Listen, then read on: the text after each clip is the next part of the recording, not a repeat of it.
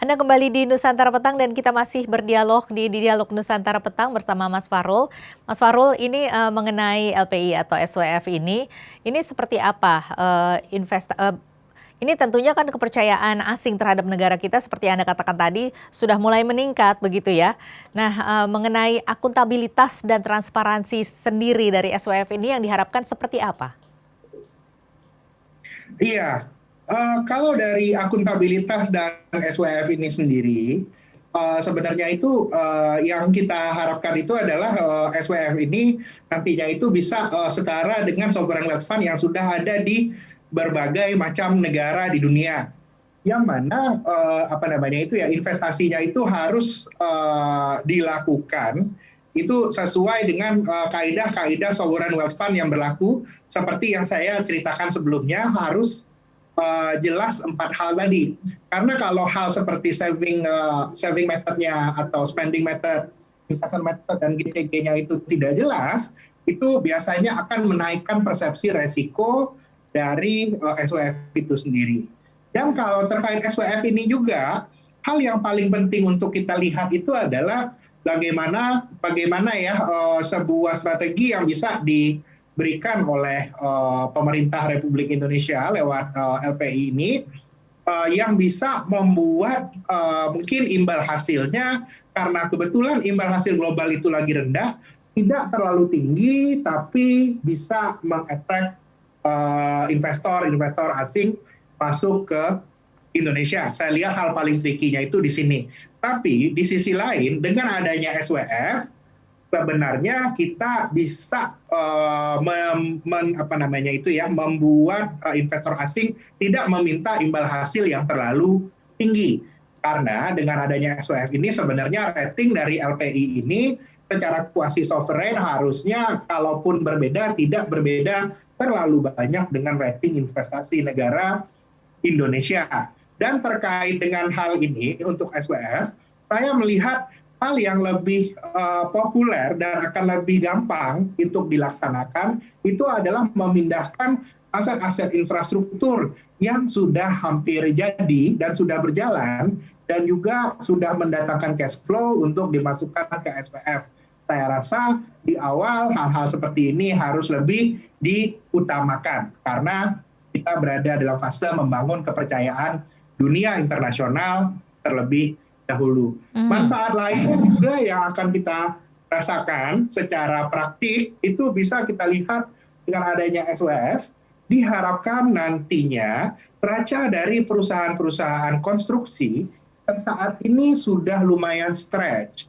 Level utangnya sudah lumayan agak terlalu tinggi karena ikut dalam membangun infrastruktur Indonesia, kita berharap bottleneck ini bisa diselesaikan dengan aset-asetnya dialihkan ke SWF, di mana nanti akan ada dana dari investor. Kira-kira seperti itu. Iya, tentunya pandemi ini kan juga menjadi tantangan tersendiri begitu ya untuk mencari investor-investor dari luar. Nah, ini bagaimana Mas Farul? Nah, kalau kita lihat pandemi ini sendiri, kalau saya melihatnya dari sisi investasi, pandemi ini mendatangkan sebuah opportunity yang besar untuk investasi. Kenapa? Karena kalau kita lihat dari pergerakan dana global, saat ini itu likuiditas sangat ample. Kalau kita lihat di berbagai macam negara itu kesulitan untuk menempatkan dananya. Ini berbeda dengan kondisi di Indonesia yang masih membutuhkan investasi yang tinggi. Karena itu saya melihat SWF ini dilakukan di tahun yang tepat. Itu yang saya lihat. Karena kebetulan appetite dari investor global itu sedang tinggi-tingginya. Tinggal kita bagaimana membuat instrumen itu yang menarik dan fair. Ini yang paling penting juga kita lihat nanti ya dari sisi publiknya. Kalau insentif yang diberikan itu fair, saya yakin juga nanti manfaat bagi publik dan keberlangsungan LPI ini juga akan bisa berlangsung lama. Kira-kira seperti itu. Iya, tetapi memang pemerintah ini juga mengeluarkan, kalau tidak salah memang ada rencana untuk mengeluarkan kebijakan membebaskan insentif pajak begitu ya untuk pihak ketiga kan? Iya, di sisi lain, nah ini dia. Ada trade-off besar kalau kita mengattract investasi dengan cara SWF memberikan, kalau SWF sudah memberikan insentif. Sebenarnya, dalam jangka pendek, dengan kita memberikan banyak insentif lewat SWF, ada cost yang harus kita perhatikan bahwa prospek pendapatan pajak Republik Indonesia dalam beberapa tahun ke depan yang kita ekspektasikan dari FDI masuk biasanya mereka bayar pajak karena mereka lewat SWF dapat insentif, dampak trickle down ke pajaknya itu cenderung lebih lama ya, itu yang kita lihat. Ini trade off dari SWF itu sendiri. Karena itu yang saya katakan tadi, untuk insentif SWF ini harus dilakukan dengan fair. Karena kalau tidak kita melakukan dengan fair, itu sebenarnya di sisi lain, walaupun kita berusaha untuk tidak berhutang lewat mendatangkan investasi lewat SWF ini, kalau ternyata insentif yang kita berikan lewat SWF ini membuat pendapatan pajak negara pertumbuhannya terbatas, sebenarnya kita, kalau bahasa orang di pasar keuangan, bahasa ringannya mengatakan itu seperti memindahkan barang dari kantong kiri ke kantong kanan saja. Karena itu hal yang paling penting kita lihat harus fair, Mbak. Jadi, insentif yang fair itu akan memberikan manfaat yang optimal untuk negara. Jangan sampai insentif-insentif yang kita berikan ini tidak tereflek ke value added yang meningkat di negara kita sendiri. Iya, ataupun bisa berdampak malah jadi kontraproduktif begitu ya?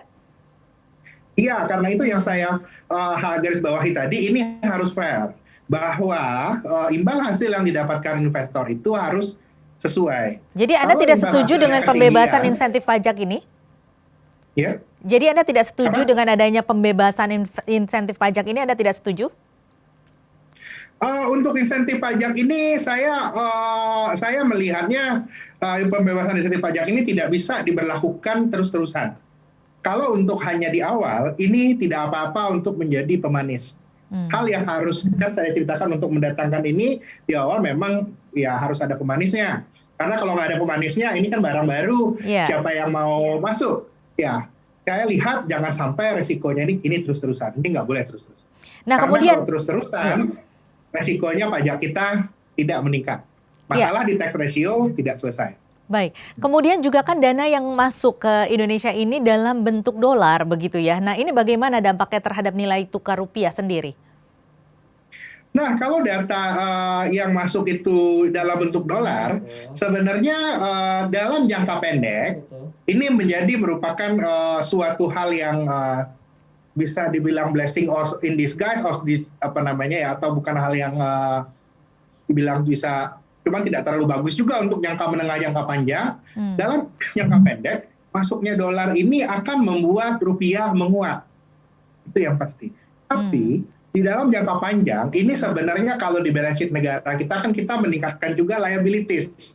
Ada kewajiban yang suatu hari juga ketika investornya sudah selesai dari LPI ini, karena kita bukan investornya, kan investornya orang asing. Ketika itu keluar, itu akan menjadi pressure juga, mendatangkan pressure juga terhadap nilai tukar rupiah. Jadi kira-kira amannya dalam jangka waktu berapa tahun ini? Gitu kita lihat. Amannya dalam jangka waktu berapa tahun? Kalau saya melihatnya SWF ini harus jangka panjang, Mbak. Iya, maksudnya untuk itu 5, 10, atau 15 tahun. Oke, baik. Maksudnya untuk kira-kira pembebasan insentif pajak begitu dan juga dampak-dampaknya terhadap nilai tukar rupiah, tadi Anda mengatakan bahwa dampak jangka panjangnya juga tidak baik juga begitu ya? Bukannya tidak baik, dampak jangka panjangnya ini adalah dengan adanya SWF ini, jangan sampai pembangunan kita justru men-trigger demand dolar yang lebih banyak di masa yang akan datang. Oke. Diharapkan hasil dari SWF ini itu masuk di Indonesia untuk melimit resiko jangka panjang itu harus bersamaan juga dengan ekspor oriented policy-nya yang kuat, Mbak. Itu yang kira-kira. SWF ini hanya awal. Kita melihat infrastruktur bagusnya harus bisa membuat jadi ekspor oriented. Kalau ternyata infrastruktur yang bagus ini men-trigger demand dolarnya meningkat, saya rasa itu yang saya ceritakan tadi. secara insentif harus fair. Kira-kira seperti itu. Baik, Mas Fahrul, terima kasih banyak sudah bergabung. Direksi SWF di Indonesia. Baik, Mas Fahrul, terima kasih banyak sudah bergabung bersama kami di Dialog Nusantara Petang.